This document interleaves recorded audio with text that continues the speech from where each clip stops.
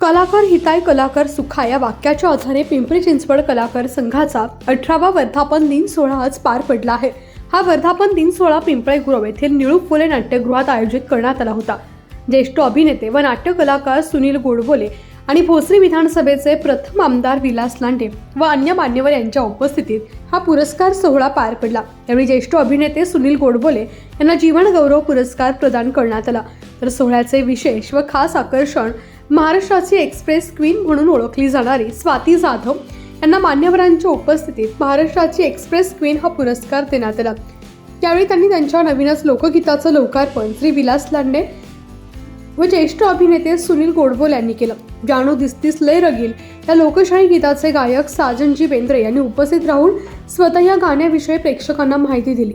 येणाऱ्या गणेश उत्सवात नक्कीच हे गाणं भरारी घेईल अशी ग्वाही मुख्य कलाकार स्वाती जाधव यांनी माध्यमांशी बोलताना दिली।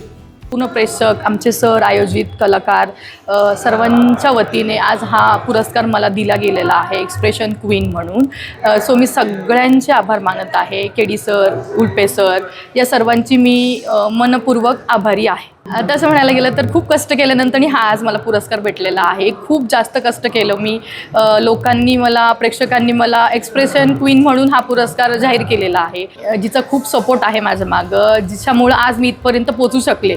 तिच्या साथामुळे आज मी इथपर्यंत आली। तिने मला खूप छान साथ दिली, म्हणून मी हा संघर्ष इथपर्यंत पार करू इच्छितो आणि अजूनही पुढे मला भरपूर काही गोष्टी करायच्या आहेत। सर्व कलाकारांना धरून सर्व कलाकारांसंग काम करायचं आहे।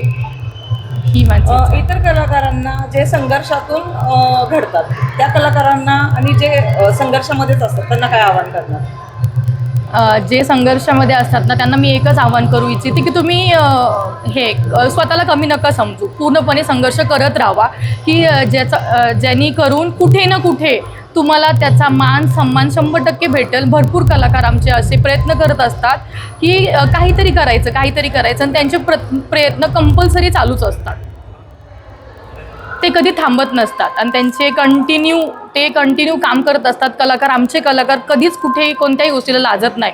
इव्हन त्यांचा अपमान होतो, त्यांना शिव्या दिल्या जातात, त्यांना खूप काही पद्धतीने ट्रोल केलं जातं, तरीसुद्धा आमचे कलाकार हार नाही मानत। शेवटी जी कला असते ना ती हमेशा दाखवतच असतात।